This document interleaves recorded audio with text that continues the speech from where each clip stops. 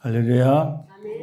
네, 오늘 주일 예배 오신 여러분들 환영하면서 우리 찬송 2장 하나님께 드리면서 예배 드립니다.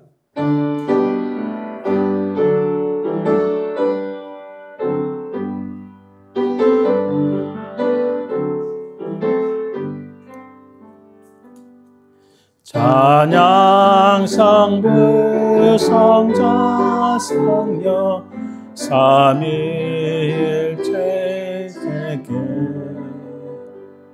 영원 무궁하기까지 영광을 돌리세 영광을 돌리세.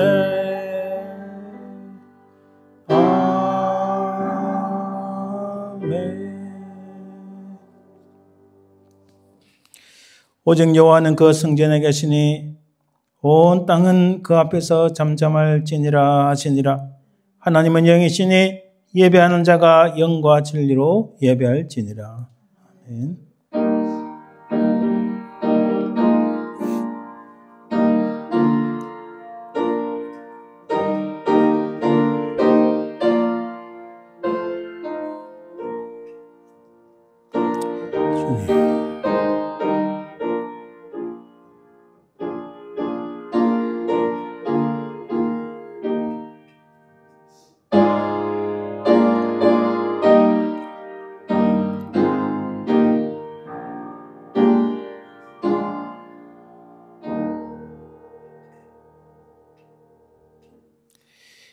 만왕의 왕이 되시며 만주의 주가 되시는 아버지 하나님, 그 은혜와 사랑을 감사드립니다. 우리는 다 죽었던 죄인들이었으나 우리 주 예수 그리스도의 십자가의 그 보혈의 공로로 말미암아 우리가 살리심을 받고 영원한 생명 얻게 됨을 참으로 감사드립니다. 또한 우리가 하나님 나라 가기까지 우리를 보호하시며 인도하시는 성령 하나님의 그 은혜와 사랑을 감사드립니다. 이제 온전히 살아계신 성삼위 하나님만을 찬송하고 경배하오니 이 모든 영광 하나님 홀로 받으옵소서. 감사드리며 걸어가신 예수 그리스도의 이름으로 기도드리나이다. 아멘. 오늘 하나님 말씀 교독은 시편 8편입니다. 여호와 우리 주여, 주의 이름이 온 땅에 어찌 그리 아름다운지요. 주의 영광이 하늘을 덮었나이다. 주의 대적으로 말미암아 어린아이들과 젖먹이들의 입으로 군등을 세우시며 이는 원수들과 보복자들을 잠잠하여 하시니이다. 주의 손가락으로 만드신 주의 하늘과 주께서 베풀어 두신 달과 별들을 내가 보오니 사람이 무엇이기에 주께서 그를 생각하시며 인자가 무엇이기에 주께서 그를 돌보시나이다. 그를 하나님보다 조금 못하게 하시고 영화와 정의로 관을 씌우셨나이다.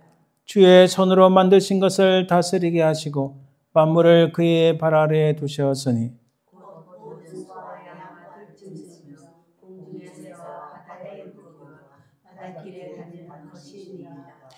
여호와 우리 주여, 주의 이름이 온 땅에 어찌 그리 아름다운지요. 아멘. 우리 지나간 시간을 돌아보며 하나님 앞에 참회의 기도를 드립니다. 주의 보혈로 우리 모든 죄와 허물들을 하나님 용서하여 주옵소서. 다 같이 합심해서 간절히 기도합니다. 주님,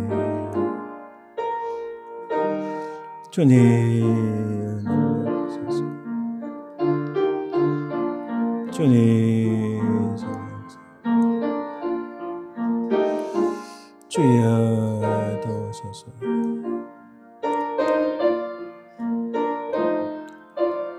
아버지 하나님, 주님,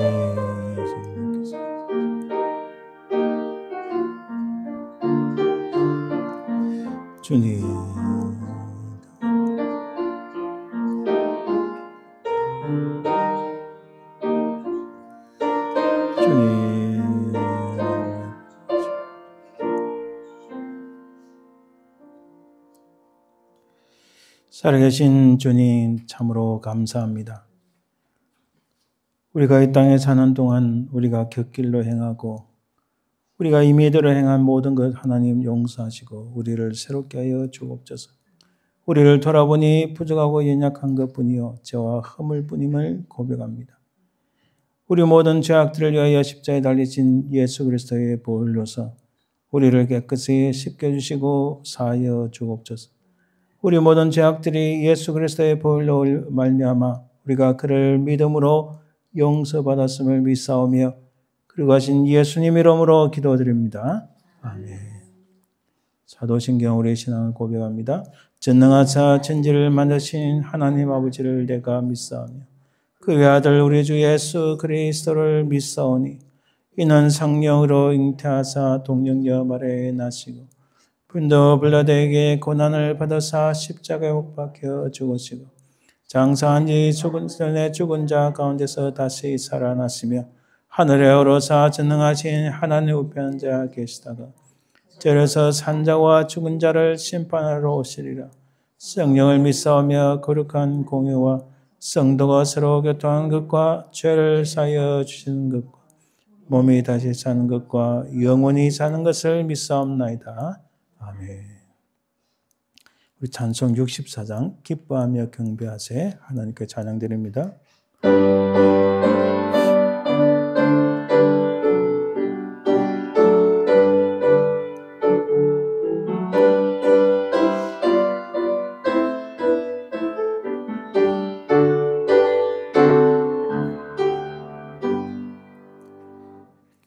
기뻐하며 경배하세 영광의 주 하나님 주 앞에서 우리 마음 피어나는 꽃 같아 죄와 슬픔 사라지고 얼씬 구름 거치는 변함없는 기쁨의 주 밝은 빛을 주시네.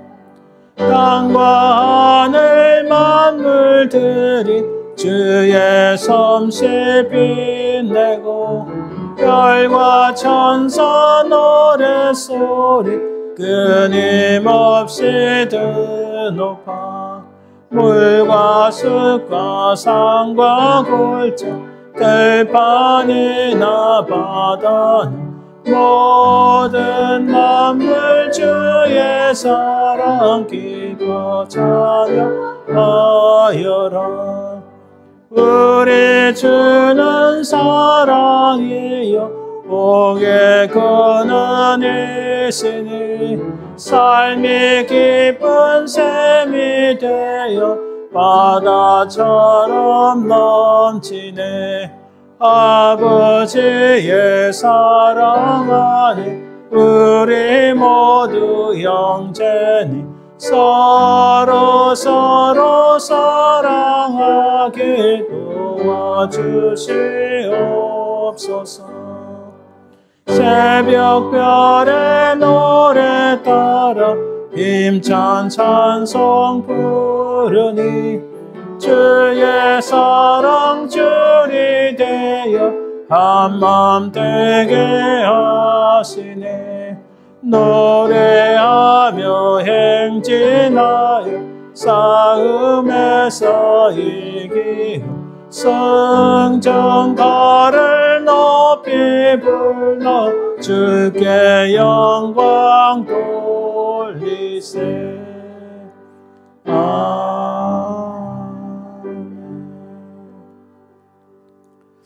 예, 합심해서 기도합니다. 먼저는 우리 교회를 위해서 간절히 기도해 주시길 바랍니다. 이곳에서 하나님의 성령의 역사, 부흥의 역사, 치유의 역사가 일어나도록 간절히 기도해 주시길 바랍니다. 이곳에 하나님께서 기뻐하시는 사람들로 차고 넘치는 은혜가 있도록 간절히 기도해 주시고 또 오늘 설교를 하고 말씀을 전하는 저를 위해서 우리 스튜어트 목사님 위해서 간절히 기도해 주시고 또 우리 연약한 분들 위해서 간절히 기도해 주시길 바랍니다. 함께 기도합니다.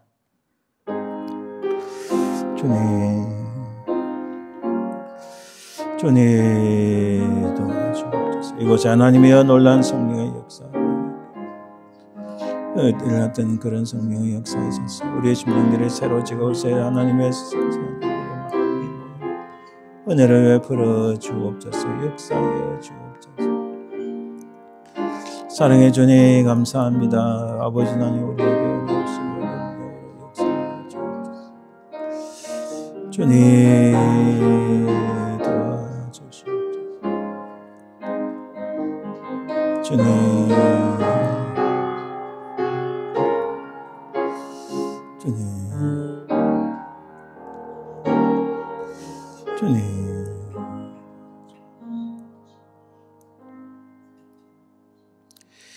살아계신 주님 감사합니다. 아버지 하나님 이 시간 우리 간절한 기도에 하나님 귀를 기울여서 응답하여 주옵소서. 이곳에 하나님의 성령의 역사가 일어나길 원합니다. 그리하여 주를 기뻐하시게 하는 많은 사람들이 모이게 하시고 이곳에서 아버지 하나님 하나님의 성령의 역사, 치유의 역사, 새로워지는 역사가 있도록 주여 은혜 베풀어 주옵소서. 사랑해 주님 오늘 말씀을 전가하시는 스튜어트 목사님과 부족한 종에게 하나님의 성령의 충만함을 주옵소서. 주의 말씀을 전가할 때에 하나님 살아계심을 체험하고 역사가 일어나는 은혜를 베풀어 주옵소서. 우리 속에 아버지 하나님 연약한 심령들이 있습니까? 주께서 능력으로 치유하시고 회복시켜 주시고 새롭게 하여 주옵소서. 감사드리며 걸어가신 예수님 이름으로 기도합니다. 아멘. 예, 오늘 하나님께 찬양드린 제목은 주님과 함께 걷는 길은 라는 제목인데 주님과 함께 걷는 길은 멀고도 가까워 고통이 기쁨으로 변했네. 고통과 기쁨을 나누며 주님과 함께 걸어가노라면 나는 어느새 주님을 닮아가네. 이런 가사로 하나님께 찬양드릴 때에 큰 은혜 받으시길 바랍니다.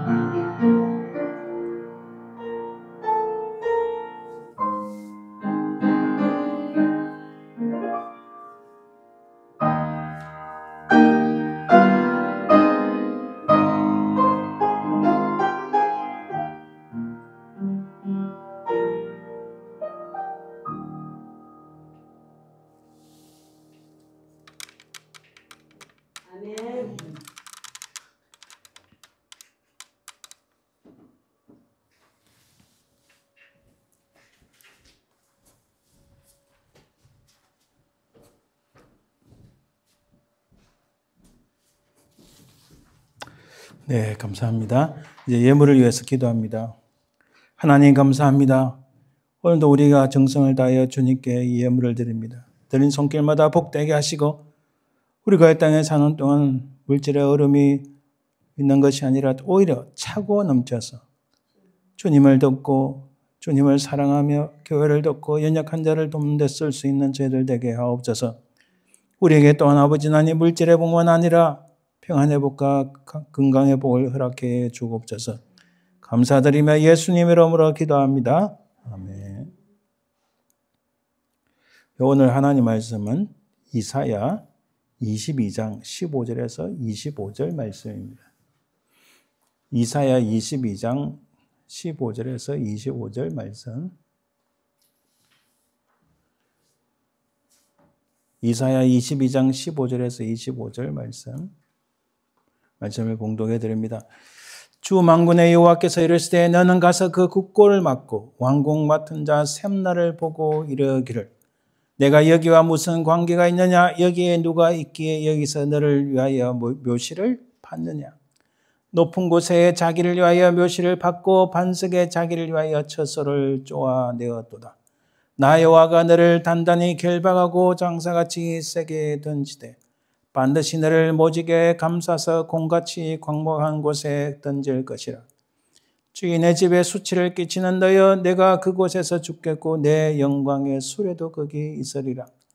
내가 너를 내 관직에서 쫓아내며 내 지위에서 낮추리니 그날에 내가 힐기 아들 내 종 엘리야김을 불러 네 옷을 그에게 입히며 내 띠를 그에게 띄워 힘있게 하고 내 정권을 그의 손에 맡기리니 그가 예루살렘 주민과 유다의 집의 아버지가 될 것이며 내가 또 다윗의 집의 열쇠를 그의 어깨에 두리니 그가 열면 닫을 자가 없겠고 닫으면 열 자가 없으리라. 못이 단단한 곳에 박힌같이 그를 견고하게 하리니 그가 그의 아버지 집의 영광의 보좌가 될 것이요 그의 아버지 집의 모든 영광이 그 위에 걸리리니 그 후손과 족속되는 각 작은 그릇 곧 종제로부터 모든 항아리까지니라. 만군의 여호와께서 이르시되 그날에는 단단한 곳에 박혔던 못이 사그리니 그 못이 부러져 떨어짐으로 그 위에 걸린 물건이 부서지리라 하셨다 하라. 나 여호와의 말이니라. 아멘. 우리 잠시 기도합니다. 하나님 감사합니다. 오늘 말씀을 통하여 우리에게 놀라운 은혜를 주시고 또 우리가 신앙적 결단하고 무엇을 어떻게 할지를 늘 깨닫는 은혜를 허락해 주옵소서. 감사드리며 예수님 이름으로 기도합니다. 아멘. 오늘 제목은 Fake and Real, 가짜 대 진짜라는 제목을 한번 살펴봅니다.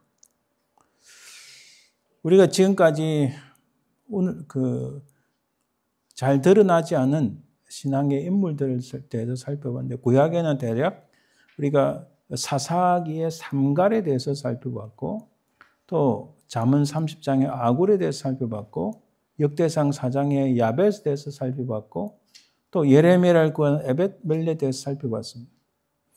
구약에서 4사람 정도, 오늘 하면은 이제 5사람 정도 나오죠. 그리고 신약에서는 한 백부장이 있었고 바나바에 대해서 살펴봤고 또 스데반에 대해서 살펴봤고 복음의 여인 루디아에 대해서 살펴봤고 또 이름 없는 형제들 살펴봤습니다. 사실 이 외에도 우리가 많이 있습니다. 특히 오늘 말씀은 오늘 본문에는 말하자면 빌런이라고 하죠. 악당이 나옵니다. 제대로 하나님 앞에 중요한 직책을 받았음에도 가지고 있음에도 제대로 잘 감당하지 못했고 오히려 자기를 위해 살았던 사람과 또 우리가 사실 잘 몰랐지만은 하나님께서 인정하시는 한 사람, 그러니까 악한 사람과 선한 사람 두 종류의 사람이 나오는데 이 두 종류의 사람과 비교해서 우리가 살펴보길 원합니다. 자, 우선은 이 당대 이때의 역사적 연대를 살펴봅니다. 자, 솔로몬이 죽고 두 개의 나라가 쪼개지고 북쪽 이스라엘은 BC 722년에 멸망하고 납니다. 그때 사역했던 선지자는 호세아 선지자죠. 남쪽 유다는 북쪽에도 대략 한 19명의 왕이 있었는데 한 명도 선한 왕이 없었어요. 남쪽 유다도 대략 한 19명이 나왔는데 선한 왕이 한 5명, 뭐 그 정도 나왔습니다. 자, 여기서 이제 요담, 아하스, 히스기야 이렇게 나오는데 이 히스기야 다음에 므낫세가 굉장히 이스라엘 남유다 역사 속에서 가장 사악한 왕이라고 볼 수 있습니다. 여러분 생각하는 아합은 북쪽입니다. 아합도 참 악한 왕이었는데 이 남쪽에서는 므낫세, 하나님께서는 므낫세가 저지른 행악 때문에 그 죄악 때문에 내가 다시는 돌이키지 않는다. 너희들 용서하지 않는다. 이렇게까지 말씀을 하셨어요. 그 므낫세 때문에 아몬은 잠시 했고 한 3개월 정도. 그다음에 요시야 왕, 요시야가 참 이스라엘을 새롭게 하는 그런 왕이었습니다. 개혁을 일으키고 하나님의 말씀으로 돌아가자는 운동을 했고. 근데 요시야 다음에 4명의 왕이 나타나는데 그 4명의 왕 이후로 남유다가 결국은 멸망하게 됩니다. 자, 히스기야는 대략 BC 715년에서 686년의 인물입니다. 이때 이렇게 통치를 했어요. 자, 그때 이사야가 사역했는데 이사야가 사역을 하고 대략 몇 년 뒤에 그 예레미야가 등장했고 그 뒤에 또 다른 선지자가 나훔, 스바냐, 하박국이 있습니다. 그러니까 이사야 사역한 후에 딱 100년 뒤에 나라가 망하고 맙니다. 그러니까 이사야가 이미 그 이사야서 읽어보면 남유다가 멸망할 것이라고 예언을 했어요. 자, 이런 상황입니다. 그러니까 지금부터 대략 한 2600년 전의 일이라고 생각하시면 되겠습니다. 2600, 2500년 전. 자, 오늘 가짜와 진짜에 대해서 살펴보는데 요즘에도 가짜가 얼마나 많은지 참 혀를 내두를 지경입니다. 정말 진짜도 있습니다. 진짜 숨어 있죠. 잘 눈에 보이지 않지만 그러나 하나님께서는 의인 7,000명을 남겨놓은 같이 또 이스라엘을 이끌어갈 진짜를 남겨놓았다라고 믿습니다. 자, 오늘 본문에 보면 이 가짜는 어떻게 표현하는가? 18절 보면은 수치를 끼치는 자, 그 집에 수치를 끼치는 자, 그 집을 부끄럽게 하는 자라고 표현하고 25절에 보니까 단단한 곳에 박혔던 못이다 이렇게 표현합니다. 자, 그게 누구냐? 이 셈나라는 사람이고 또 한쪽은 엘리아김입니다. 자, 이름은 우리가 오늘 본문에는 엘리아김으로 나오지만은 사실 열왕기 하에는 엘리야김으로 나옵니다. 엘리야김과 엘리야김. 물론 성경에는 엘리야김이라는 인물이 여러 차례 나옵니다. 그러나 오늘 본문하고는 다르죠. 이스라엘이 남유다가 멸망하기 전에 이 엘리야김 그 요아스의 아들이 있는데 그가 왕이 되면서 그 여호야김이라는 이름으로 바뀌었습니다. 자, 그 사람하고는 전혀 다릅니다. 이 엘리야김은 오늘 본문에서 하나님께서 왜 진짜라 하시는가 그것을 한번 살펴보길 원합니다. 자, 셈날은 사실 히브리어 발음은 세브나, 영어 발음도 세브나 이렇게 되어 있어요. 이 셈나의 연덕이와 특징을 봅니다. 자, 우선은 이 시기가 히스기야는 통치가 BC 715년에서 686년입니다. 대략 한 40년 정도 가까이 했다고 볼 수 있겠죠. 한 30년. 근데 이 시기는 아까 봤듯이 아수르가 남유다를 침공한 게 BC 701년입니다. 그러니까 지금으로부터 대략 한 2400년 그 정도 되겠네요. 자, 오늘 이 내용은 22장에 나오는 내용은 대략 BC 715년에서 701년 말하자면 히스기야가 왕이 되고 얼마 되지 않은 이 통치 초기를 말합니다. 자, 이때는 아수르 제국이 굉장히 강성했습니다. 722년에 북쪽 이스라엘을 멸망시켰고 그리고 701년에 남쪽 유다를 침공했는데 무너뜨리지 못했죠. 근데 715년에서 701년 사이에 대략 한 15년, 14년 그 사이에 일어났던 일이 오늘 본문입니다. 701년에 아수르의 사네립이 침공을 했는데 그 침공했던 내용이 열왕기하 18장에 나오고 그리고 이사야서 36장에 나옵니다. 그러니까 오늘 본문은 701년 이전에 있었던 일이다 이렇게 생각하시면 돼요. 그 뒤에 제가 다시 말씀드리겠습니다. 유다는 아수르의 압력과 이집트 동맹 사이에서 줄타기를 합니다. 지금 오늘 본문에 나오는 셈나는 이 아수르, 친아수르라기보다도 이집트의 친애국파입니다. 그래서 그는 애국과 동맹해서 아수르를 뭔가 막을 수 있다 생각을 했던 것 같아요. 하나님께서는 그렇게 말씀하지 않으셨거든요. 어찌됐든 유다는 약한 나라니까 또 히스기야 왕의 초기 때 나라를 정비해 가기 시작하지만 그러나 그때는 굉장히 약했습니다. 그래서 북쪽에 아수르가 있었고 남쪽에 애굽이 있었는데 그 사이에 이 샌드위치격으로 끼어진 상태에서 참 버티는 게 쉽지가 않습니다. 그래서 그들이 살아남을 수 있는 유일한 길은 하나님께 의지하는 것인데 이사야도 계속 이야기하는 게 하나님께 돌아오라. 하나님께 순종하라. 그게 내용입니다. 예레미야 내용도 뭡니까? 하나님께 의지하라. 하나님께 돌아오라. 사실 같은 맥락입니다. 근데 이 남유다 사람들은 그러지 않은 거예요. 그런 가운데서 이 셈나가 무슨 일을 저지르는가? 이 셈나는 왕궁에서 2인자 혹은 국정총리에 해당하는 국내 대신이라고 말할 수 있습니다. 제가 조금 이따 원문을 보지만은 하우스 트레저러 혹은 스테워드 이렇게 표현합니다. 말하자면 국정의 총 책임을 맡았는데 왕 다음에 2인자입니다. 말하자면 요즘식 말하자면 뭐 미국으로는 부통령 혹은 재무부 장관 이런 역할들을 다 해냈다는 거예요. 그런 직책을 가진 사람인데 근데 오늘 본문의 15절을 이렇게 잠깐 봅니다. 원문으로. 히브리어는 오른쪽에서 왼쪽으로 읽습니다. 자, 여기 보면은 요 끝에가 아도나이 야훼 주 그리고 세자르 그러니까 만군의 주 여호와께서 말씀하셨다 이렇게 표현합니다. 그 내용이 뭐냐? 자, 그는 여기 뒤에 나오는 여기 쉐브나는 이 사람입니다. 너는 가서 트레저러 이 왕궁의 책임을 맡은 이거 말하자면 재무부 장관 같은 겁니다. 이 중요한 이 재정적인 일을 맡은 그 쉐브나에게 말해라. 그리고 그는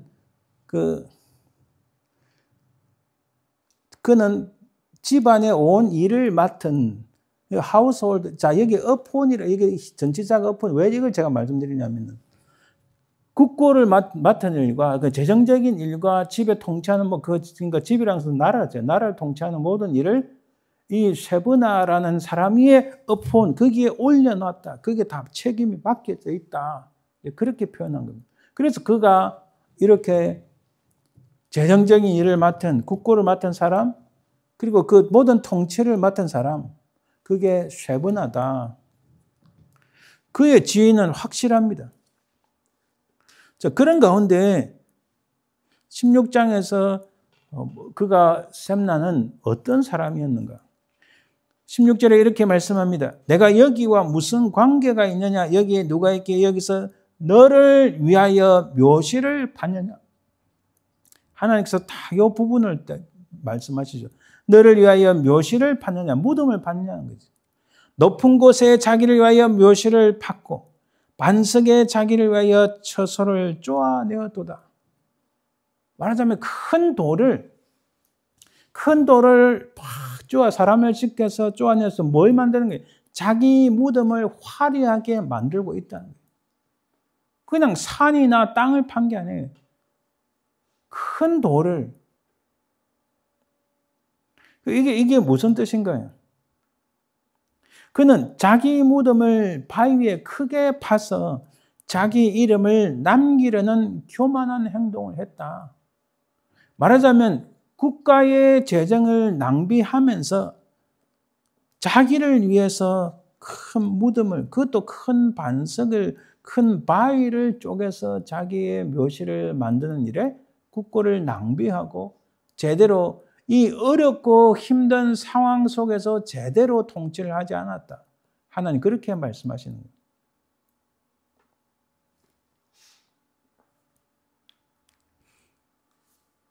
이러한 셈나에 대한 하나님의 경고가 어떠한가 한번 봅니다. 자, 15절에서 계속 보면 주 만군의 여호와께서 이르시되, 하나님께서 친히 말씀합니다. 이사에게 가서 이렇게 말하라고 말씀하는 게 16절에 내가 여기와 무슨 관계가 있느냐, 내가 여기에 무슨 일이 있느냐, 내가 무슨 권한이 있느냐라는 말씀이에요. 요즘식으로 말하면 내가 국민들의 세금을 걷어서 받은 돈으로 너 자신의 안위를 위해서 큰 엄청난 대궐 같은 큰 빌라를 짓고 너를 위해서 큰 묘실을 만들고, 그것도 보통 일이 아닌, 요즘도 큰 바위를 깨고 뭔가 무덤을 만들고 이런 일이 쉽지 않습니다. 엄청난 돈이 들어가죠.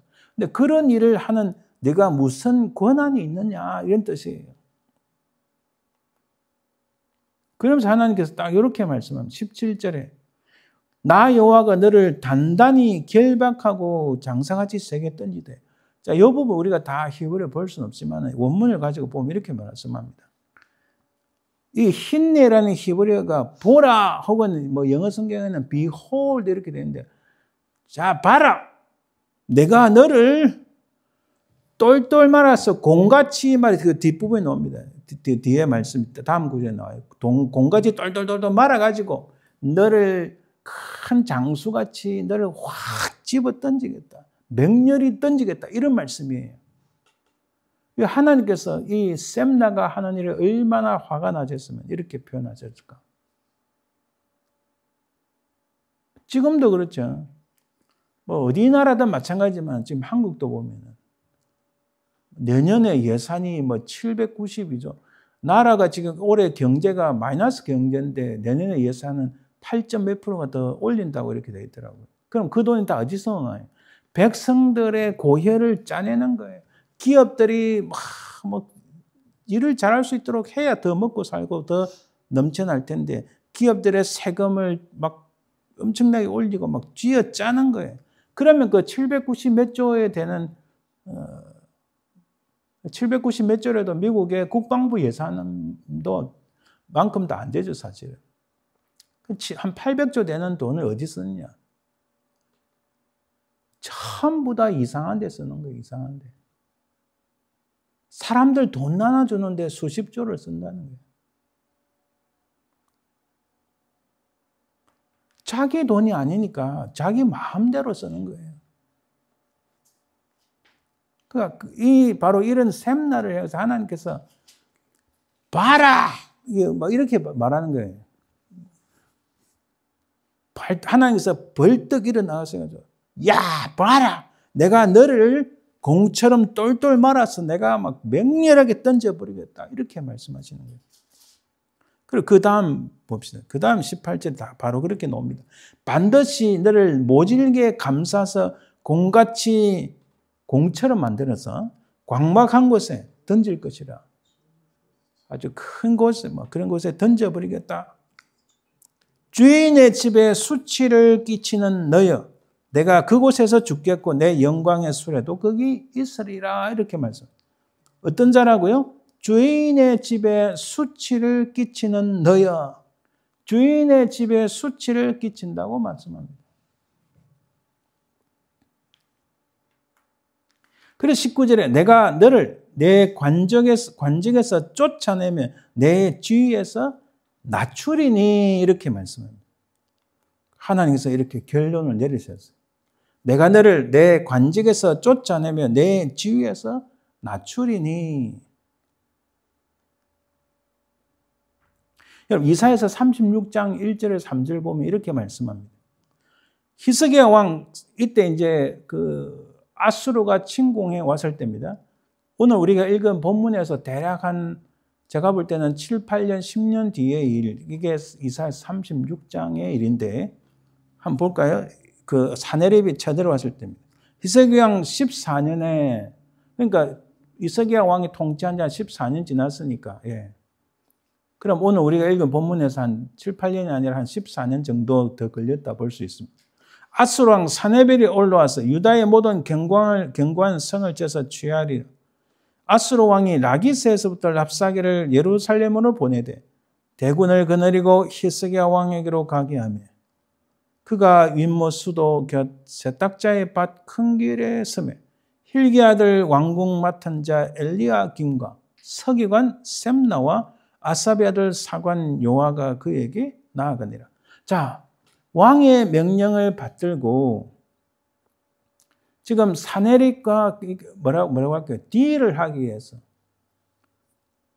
이 대표로 나간 사람이 엘리야김과 셈나 그리고 요아가 나갔다. 자, 여기 보면은 왕궁 맡은 자가 누구로 바뀌었죠? 엘리야김으로 바뀌었고 셈나는 서기관, 굉장히 낮은 하급 관리로 떨어졌음을 알 수 있습니다. 하나님께서는 그 사이에 이런 일을 딱 만드신 거예요. 그리고 여러분 열왕기하 18장 18절과 37절에 보면 열왕기하 18장 18절에 보면 그들이 왕을 부르며 hil기야의 아들로서 왕궁의 책임자인 엘리야김과 서기관 셈나 이렇게 나옵니다. 분명히 셈나는 서열 넘버2에서 아주 하급 관리인 서기관으로 떨어졌다. 분명히 기록되어 있습니다. 37절에도 이에 hil기야의 아들로서 왕궁 내의 책임자인 엘리야김과 서기관 셈나 이렇게 표현되어 있습니다. 그러니까 여기 이름은 같습니다. 엘리야김이든 엘리야김이든 똑같은 사람인데 이가 국내 대신이었고 말하자면 요즘식으로 말하자면 국무총리 혹은 부통령이 된 거죠. 넘버2가 됐습니다. 그래서 서기관은 굉장히 하급 관리로서 셈나가 그렇게 떨어졌다는 것을 알 수 있어요. 하나님께서 그 말씀대로 이루셨다는 사실을 알 수 있습니다. 자, 이 그림을 보세요. 이 사진을 보시면 이곳이 예루살렘 동쪽에서도 남쪽에 있는 도시입니다. 여기 지금 이렇게 높이 집을 쌓는데 여기 주로 이스라엘 사람들이 아니고 유대인들이 아니고 팔레스타인 사람들이 살고 있어요. 예루살렘 동쪽에서 약간 밑에 남쪽입니다. 자, 여기 이름은 실원이라고 말을 하는데 예루살렘 동쪽 올리브산 기슭에 위치한 마을입니다. 예수님께서도 이 예루살렘에 들어가실 때 동쪽에서 이렇게 들어가셨어요. 그러니까 이 마을이 예수님이 거치간 그 길, 그 행로에 가까이 있었다는 것을 알 수 있어요. 지도를 보면. 이게 지금 현재 이름이 실원이라는 곳입니다. 여기에 올리브산, 예수님이 산상 기도를 하셨죠? 이걸 이제 템플 마운틴 혹은 마운틴 오브 올리브 이렇게 말을 합니다. 올리브산 기슭에 가까이 있는데 워낙에 지금 현대 그 팔레스타인 사람들이 집을 짓고 살 땅이 없기 때문에 이 옛날 여기 보면 여기 옛날 다 무덤들입니다. 돌무덤 위에 집을 지은 거예요. 거기서 바로 이 지역에서 뭔가 발견이 됐는데 자 이런 겁니다. 우리 식으로 말하자면 무덤의 비석이 발견됐고 또 달리 말하면 이 돌 밑에 깎아서 들어갔는데 그 입구에 요즘식 말하면 아주 크게 만든 문패다 뭐 이렇게 볼 수 있어요. 비석 내지 보통 비명록 혹은 비석이라 보는데 뭐 지금은 없지만 옛날에 우리 각 집마다 문패가 있던 것처럼 자 그것이 발견됐어요. 언제 발견됐느냐? 1870년 프랑스 고고학자 샤를 클레르몬 가노라는 학자가 기드론 골짜기, 이게 현대 실완이죠. 실완이라는 지역입니다. 절벽 위에 부분적으로 파손된 무덤을 발견했어요. 아까 제가 다시 돌아가서 바로 이 지역에, 바로 여기입니다. 여기서 발견된 거예요. 지금은 또 여기 많이 깎았기 때문에 그렇지 발견하기가 힘든 장소였어요. 그러니까 여기 밑에가 다 돌인데 돌 무덤 위에 집을 지은 거예요. 그러니까 막 2000년 이상의 세월이 지나다 보니까 이게 무덤의 흔적들이 다 사라진 거예요. 그러니까 여기 들어가서 혹시 시체에 뼈 같은 거 있나 이런 찾아보니 찾기가 너무 힘들어요. 왜냐하면 세월이 너무 흘렀고 사람들이 쓰다 보니까 흔적을 찾기 힘들어요. 근데 거기서 발견된 게 바로 이거라는 거예요. 자, 이게 80년 동안 해독하지 못하고 있다가 그 영국에 이 사람이 그 해독이 못했는데 바위를 잘라서 영국 런던의 대형 박물관에 보냈어요. 그 지금도 이게 요 사진이 대형 박물관에 있는 사진입니다. 대형 박물관에 보존하고 있는 사진. 이것을 80년 동안 참 영국 대단하죠. 1870년에 발견한 걸 영국이 지금 80년 동안 가지고 있다가 지금까지 가지고 있는 거예요. 지금까지 그 대형 박물관에 있습니다. 제가 대형 박물관 갔을 때는 미처 이것을 생각 못하고 못 찍었는데 대형 박물관 그 홈페이지에 나오는 사진입니다. 마침 1953년 유대인 비문학자 나흐만 아비가드가 훼손되지 않은 부분을 해독했습니다. 그 내용에는 이런 내용이 나옵니다. 이것은 누구누구의 무덤인데 그 이름이 앞에 정확하게 안 나오지만은 야후라는 이름입니다. 궁전의 관리의 것이다. 여기에는 금이나 은은 없고 그의 뼈와 그의 여종의 뼈가 함께 있다. 이 무덤을 여는 자는 저주를 받을 것이다. 이렇게 돼요. 그럼 이게 누구 이름이냐? 이 학자는 말하기를 아비가드는 이 이름이 원래 셈나 야후였으며 이사야에 선곡된 왕궁 총관 관리 셈나라고 말을 했습니다. 자, 제가 말씀드리는 것은 성경에 나오는 이 내용이 제가 지난번에 라기스에서의 그 아수르가 침공했을 때의 그 라기스와 예루살렘과 서로 통하던 그런 글들이 서신들이 발견됐다고 제가 말씀드린 설교를 한 적이 있어요. 그게 다 출토됐고. 자, 그러니까 고각을 통해서 성경에 나오는 내용들이 거짓이 아니고 꾸며진 게 아니고 역사적 사실임을 우리가 알 수 있습니다. 자, 바로 이 엘리야김에 대한 하나님의 계획은 어떤가? 자, 셈나는 그렇게 우리가 평가됩니다. 셈나가 정확하게 그 안에서 그 셈나의 시체가 있었는지 불분명하지만은 그는 분명히 하나님 말씀에 의해서 그는 국내 대신에 말하자면 모든 것을 총괄하는 총리에서 아주 하급 관리인 서기관으로 떨어졌다는 것은 분명하게 말씀하시고 있습니다. 그럼 이 엘리야김에 대한 하나님의 계획은 뭔가? 자, 20절부터 보면은 그날에 내가 hil기 아들 내 종 엘리야김을 불러서 내 옷을 그에게 입히며 내 띠를 그에게 띄워 힘있게 하고 내 정권을 그의 손에 맡기리니. 말하자면 셈나 가지고 있던 그 화려한 옷, 띠, 그 정권, 그 파워 같은 것을 다 엘리야김에게 넘긴다. 그가 예루살렘 주민과 유다의 집의 아버지가 될 것이다. 이렇게 중요한 분명한 말씀을 하나님께서 하신 거예요. 그러고 나서 이제 그를 향해서 다윗의 집의 열쇠를 그의 어깨에 두리니. 참, 이 표현 여러분 어디서 많이 들어본 것 같지 않습니까? 다윗의 집의 열쇠를 그의 어깨에 두리니. 그가 열면 닫을 자가 없겠고 닫으면 열 자가 없으리라. 어디서 읽어보신 것 같죠? 많이 들어보신 것 같죠? 그렇죠? 요한계시록에 나오는 말씀과 똑같습니다. 못이 자, 여기서 그가 열면 닫을 자가 없겠고 닫으면 열 자가 없으리라. 하나님께서 이 엘리야김을 어떻게 평가하시나요? 우리가 그가 무슨 일을 어떻게 정확하게 했는지 모르지만 그러나 하나님의 평가는 명료합니다. 하나님께서 그에게 옷도 입히시고 띠도 띄우시고 정권도 파워도 그에 주시고 그리고 유다의 집의 아버지가 되게 하시는데 그에게 다윗의 집의 열쇠를 그의 어깨에 두었다. 이것은 하나님께서 엘리야김을 통하여 절체절명의 역사적인 순간에 하나님께서 그를 사용하셨다는 것을 증명합니다.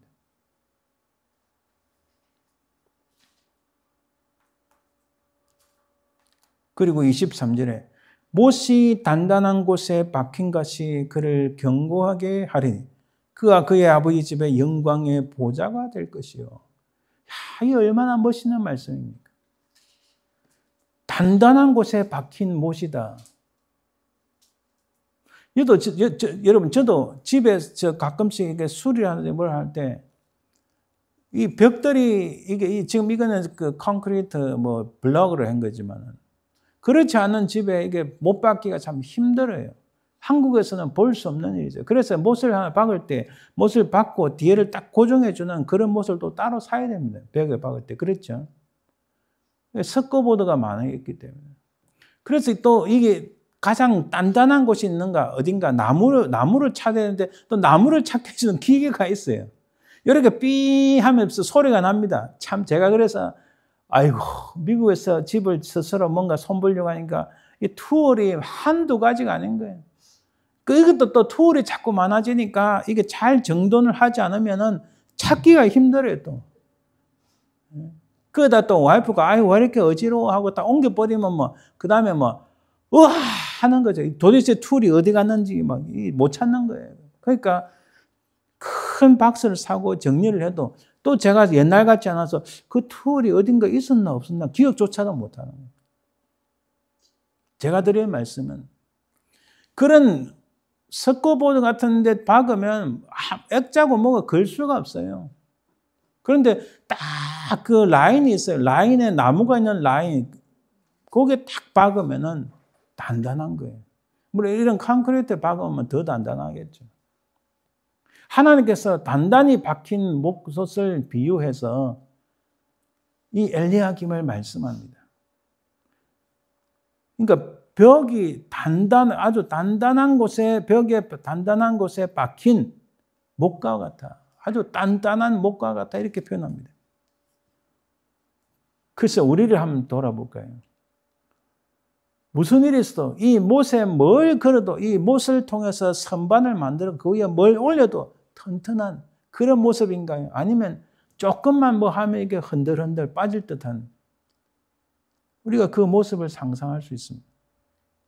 제가 그라지에 벽에다가 못을 박고 그을 수 있는 라인을 딱 이렇게 박았습니다. 그리고 그 위에 쇠 같은 걸 갖다 탁 걸게 돼 있어요. 그거 탁 걸고 그 위에 선반을 딱 올립니다.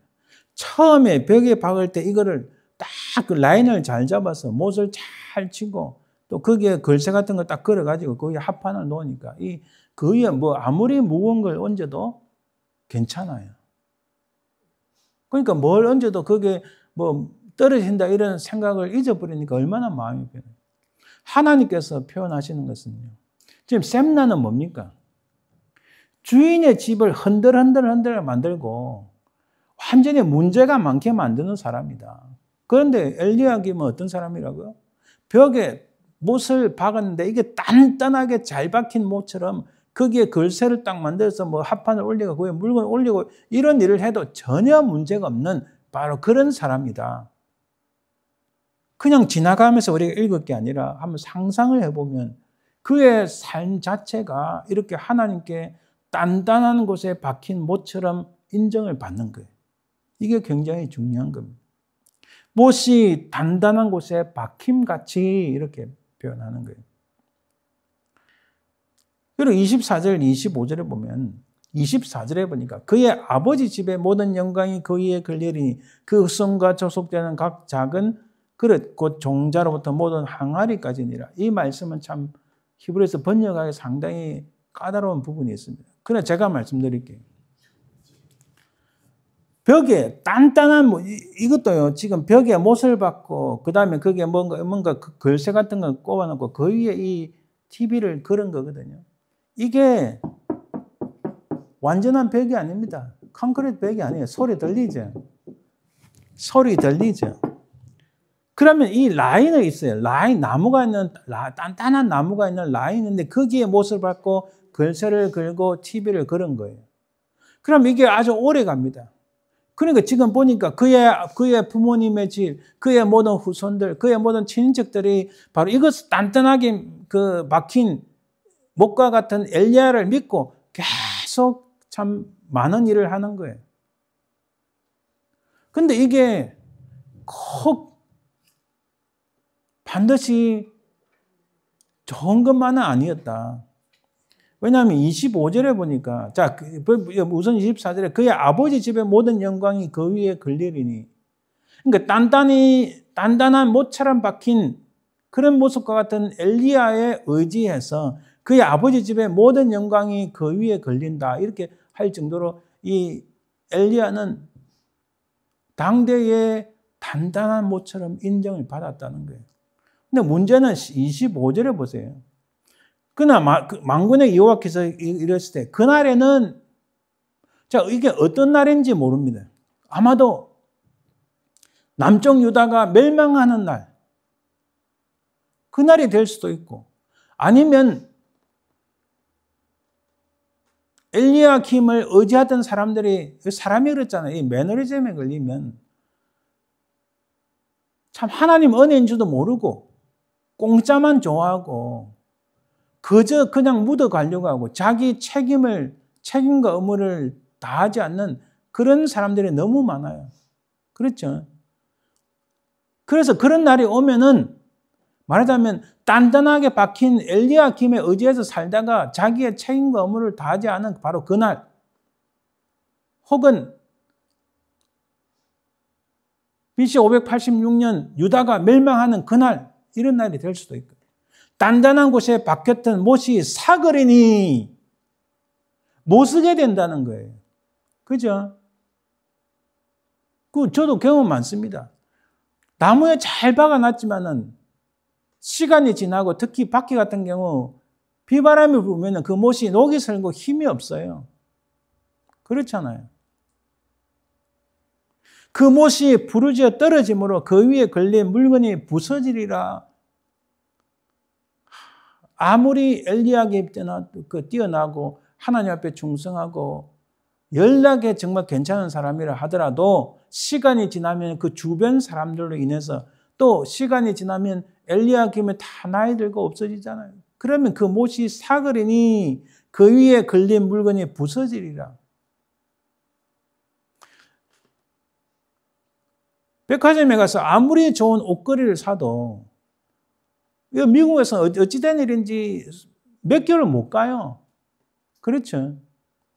아주 흥미로운 것은 제가 인터넷으로 옷걸이를 하나 구매했는데 하나 구매가 한 박스가 와서 그 안에 옷걸이가 6개나 들어있는 적이 있어요. 근데 6개 다 써봐도 오래 못 갑니다. 항상 뭔가 문제가 돼요. 시간 지나니까 다 문제가 되는 거예요. 지금 하나님께서 그 말씀을 하시는 거예요. 그러니까 끝까지 이 엘리야김의 문제가 아니라 인간이 얼마나 한계가 있고 얼마나 인간이 부족한지를 우리가 알 수 있는 말씀인 거예요. 자, 이 부분을 제가 세 번역이라는 번역을 가지고 말씀하면 만군의 주님의 말씀입니다. 그날이 오면 단단한 곳에 잘 박힌 못이 삭아서 부르짖어 떨어질 것이니 그 위에 걸어둔 것들이 산산조각이 날 것이다. 이것은 주님께서 하신 말씀입니다. 뭐 더 잘 이해할 수 있잖아요. 그러니까 시간 지나면은 과거의 영광은 사라지고 그래서 사람들이 제가 늘 하는 말 우리가 믿는 자들의 신앙이 리포엄드 타입의 신앙이 된다. 과거는 어땠는데 내 과거에 한국에서 어땠는데 이렇고 저렇고 하는 것은 아무런 소용이 없어요. 중요한 것은 과거도 중요하지만 지금 잘해야 된다는 거죠. 교회에서 설교를 듣고 목사님 말씀하시고 예, 잘 듣다가 밖에 나오면 그대로 그거 아무 소용 없다는 거죠. 인간의 한계성이 있다. 자, 그래서 하나님께서는 오늘 제가 드리는 중요한 말씀에 샘나는 그대로 자기 이익만 추구하다가 멸망하는 사람이고 엘리야김은 하나님께 인정받아서 그 일을 잘 수행하지만 궁극적으로는 그 주변에 있던 사람들, 그 가족들, 그 친척들, 그 후손들로 인해서 그 못이 떨어진다. 참 너무나 안타까운 말씀입니다.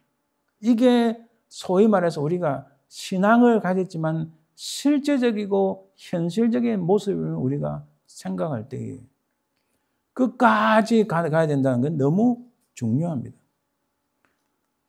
사무엘상 2장 6절에서 9절에 이렇게 말씀합니다. 여호와는 죽이기도 하시고 살리기도 하시며 서울에 내리기도 하시고 거기에서 올리기도 하시는도다. 여호와는 가난하게도 하시고 부하게도 하시며 낮추기도 하시고 높이기도 하시는도다. 가난한 자를 진토에서 일으키시며 빈궁한 자를 그럼덤에서 올리사 귀족들과 함께 앉게 하시며 올리고 내리고는 결국 누구의 손에 있다고요? 하나님의 손. 그래서 여러분 사무엘상 2장의 내용을 가지고 우리가 구약의 역사서 전체를 보면 하나님께서는 엘리 제사장을 내리시고 누구를 사용하시나요? 사무엘을 높이시고 사울을 내리시고 누구를 높이시나요? 다윗을 높이시고 또 다윗이 문제가 되니까 그 아들, 물론 다윗은 궁극적으로는 뭐 사울하고는 질이 달랐지만은 다시 솔로몬을 높이시고 솔로몬이 마지막에 이게 문제가 발생한 제일 문제가 뭐예요? 우상을 가진 여인들을 받아들이는 게 문제잖아요. 그러니까 내리막길이니까 하나님께서는 그 나라를 찢으신 거예요. 이게 어떻게 보면 하나님의 모든 인류 역사에 오르고 내리가 모든 것은 하나님의 손안에 있다는 것을 우리가 잘 알아야 됩니다. 셈나가 문제가 되고 셈나가 자기 이익에 눈이 어두워서 나라가 지금 풍전등화잖아요. 완전히 이게 지금 문제가 발생했잖아요. 아수르 침공이 눈앞에 왔고 나라가 또 망한다고 이사야가 증거하는 그 와중에서 자기는 I don't care. 나 몰라. 내 것만 챙겨. 제가 볼 때는 지금 한국의 상황이 똑같지 않은가. 오늘 본문에 주는 메시지는 한국 상황에서. 여러분, 정치가들만 제가 그 이야기 하는 거 아닙니다. 정치가들만 그 이야기 하는 거 아니에요. 교회도 마찬가지예요. 주님, 여기가 조사원이 하다가 쫄딱 망하는 거예요. 그래서 우리가 늘 변치 말아야 될 것은 사람은 유혹이 있고 셈나처럼 어깨 힘주고 막 멋있는 세단차를 타고 다니고 사람들이 환호하고 그 얼마나 좋은 거예요. 근데 하나님께서는 셈나에게 하신 말씀처럼 내가 너를 공처럼 똘똘 말아서 봐라. 내가 너를 맹렬히 던져버리겠다. 이 말씀이 이때 셈나에게만 하시는 말씀이 아니라는 거예요. 우리 인간은 한계가 있고 부족하지만 그러나 영원한 다윗의 집의 열쇠는 누구에게 있나요? 바로 우리 주님에게 있다. 계시록 3장 6절에 8절 보면 귀 있는 자는 성령이 교회들에게 하시는 말씀을 들을지어다. 빌라델비아 교회 사자에게 편지하라. 거룩하고 진실하사 다윗의 열쇠를 가지시니 곧 열면 닫을 사람이 없고 닫으면 열 사람이 없는 그가 이르시되 볼지다 내가 내 앞에 열린 문을 두었을 때 능히 닫을 사람이 없으리라. 내가 내 행위를 아노니 내가 작은 능력을 가지고서도 내 말을 지키며 내 이름을 배반하지 아니하였도다. 아멘. 여러분 구약 성경에 보면 특히 역사서나 그 선지서에 보면 아주 많이 나오는 말씀이 뭐냐면요. 이런 단어가 있어요. 돌아오라는 단어도 있고 기억하라는 말씀도 있고 또 중요한 것은 하나님 말씀을 들으라 이런 단어가 나와요. 들으라. 들으라니 히브리어 단어 샤마으라는 단어인데 이 말씀은요. 매우 조심스럽게 신중하게 하나님 말씀을 귀를 기울여 들으라. 이 샤마라는 단어는 들으라도 번역하지만 다르게 번역하면 obey, 순종하라는 단어로 번역됩니다. 이 셈나에게 주시던 말씀 그리고 엘리야김에 대한 하나님의 평가가 우리 역사 속에서 그 2000 수백 년 전의 일이 확 우리에게로 다가옵니다. 그러면서 오늘 계시록 말씀이 우리에게 다가오는 거예요. 다윗의 열쇠를 가지시니 열면 닫을 사람이 없고 닫으면 열 사람이 없는 그가 이렇게 말씀합니다. 네가 작은 능력을 가지고서도 내 말을 지키면 내 이름을 배반하지 않았다.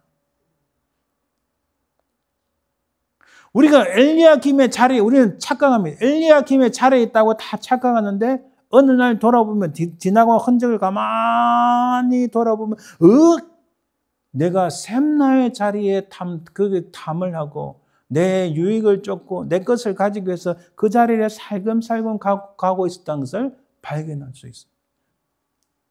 그래서 우리는 이 땅에 사는 동안 끝까지 셈나의 자리로 넘어간 것이 아니라 어찌하든지 엘리야김의 자리에 있어서 우리를 향한 하나님의 평가가 단단한 박힌 못 이렇게 평가되어야 될 줄 믿습니다.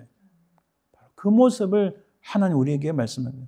자 보세요. 같은 자리지만은 다른 모습입니다. 선반을 걸치는 못은 그것이 크든 작든 무엇을 그것에 올려놓든 그게 중요한 게 아니라 잘 박혀 있는 것이 중요합니다. 제가 말씀드렸잖아요. 우리 집 거라지에 딱 들어가면 벽에다가 이렇게 긴 쇠 같은 거 쫙 박고 세 줄을 박고 그 위에 글새를 딱 그립니다. 그리고 그 위에 제가 나무를 사다가 그 위에 선반을 하나, 둘, 셋, 네 칸을 만든 거예요. 그 첫 번째 뭐가 중요합니까? 이 나무가 중요한 게 아닙니다. 그 위에 뭘 얹느냐가 중요한 게 아닙니다. 글새가 중요한 게 아니면 뭡니까? 벽에 박는 그 쇠를 딱 박아가지고 글새를 딱 걸 수 있도록 벽에 박는 그 못이 중요한 거예요. 못을 이따만 대못을 가지고 힘들지만은 막 드릴로 이게 윙 하고 확 박아 놓으니까 힘이 나는 거예요. 바로 그걸 말씀하시는 거예요. 그 위에 못을 올려놓는 게 중요한 게 아니고 이 못이 잘 박혀 있는 것이 중요하다. 달리 말하면 하나님께서 이 멀리 던져버릴 것인지 아니면 귀하게 사용하실 것인지는 자리가 아니라 이 국내 대신 총리라는 이 자리가 아니라 그가 정말 그 일을 제대로 하는가 사람의 마음 그 중심이 중요하다는 것을 말씀합니다. 할렐루야. 더 나은 자리를 탐할 것이 아니라 높고 낮음이나 재산이 많고 적음이 아니라 있는 자리에서 하나님의 경외함으로 잘 감당하는 것이 진실로 잘 살고 있는 것이다. 여러분 잘 보세요. 재산이 많고 혹은 높은 자리 이게 중요한 게 아니라 하나님을 경외함으로 주님이 그랬잖아요.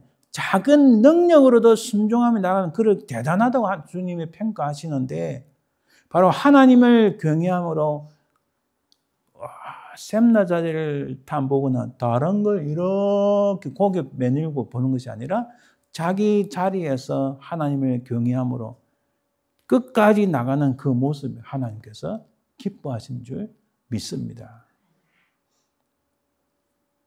바로 우리가 이런 모습을 가지고 끝까지 믿음으로 승리하시는 저와 여러분들 되시기를 주님의 이름으로 축원드립니다. 아멘. 기도합니다. 하나님 감사합니다. 우리는 부족하고 연약하나 샘나의 자리로 나아가는 것이 아니라 하나님의 평가가 엘리야 김처럼 벽에 단단히 잘 박힌 못처럼 그런 믿음으로 승리하는 저희들 되게 도와주시옵소서. 감사드리며 예수님 이름으로 기도합니다. 아멘. 435장 찬양드립니다.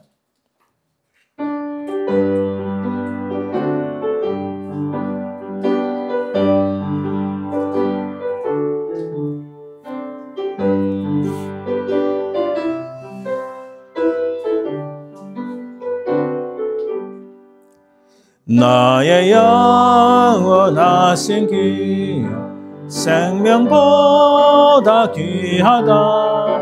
나의 갈 길 다가도록 나와 동행하소서. 주께로 가까이 주께로 가오니 나의 갈 길 다가도록 나와 동행하소서. 세상 복이 아니란가 모든 명예 버리고 험한 길을 가는 동안 나와 동행하소서. 주께로 가까이 주께로 가오니 나의 갈 길 다가도록 나와 동행하소서.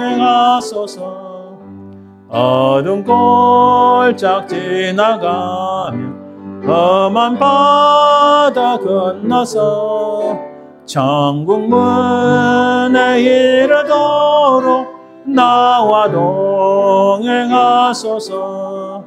주께로 가까이 주께로 가오니 나의 갈 길 다가도록 나와 동행하소서.